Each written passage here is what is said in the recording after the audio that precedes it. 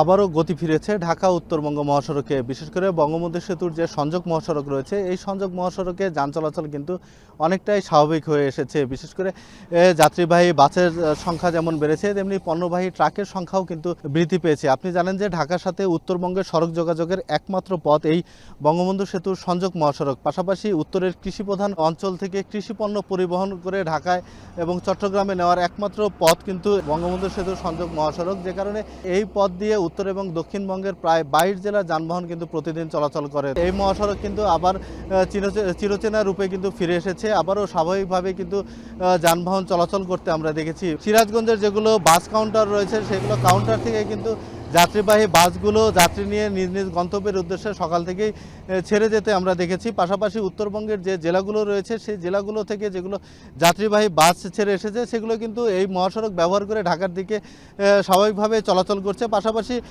পণ্য পরিবহনেও কিন্তু গতি ফিরে এসেছে। পণ্যবাহী ট্রাকও কিন্তু স্বাভাবিকভাবেই চলাচল করতে দেখেছি। আমরা প্রত্যেকে জানিয়ে রাখি যে এই মহাসড়কে যানবাহন চলাচল নির্বিঘ্ন করতে আইনশৃঙ্খলা বাহিনীর কিন্তু তৎপরতাও আমরা দেখেছি। বিশেষ করে পুলিশ, র্যাবের পাশাপাশি বিজিবি এবং সেনাবাহিনীর টহল দিতেও আমরা কিন্তু দেখেছি। তো সিরাজগঞ্জের উত্তরবঙ্গ মহাসড়ক থেকে এই ছিল আমার কাছে সবশেষ।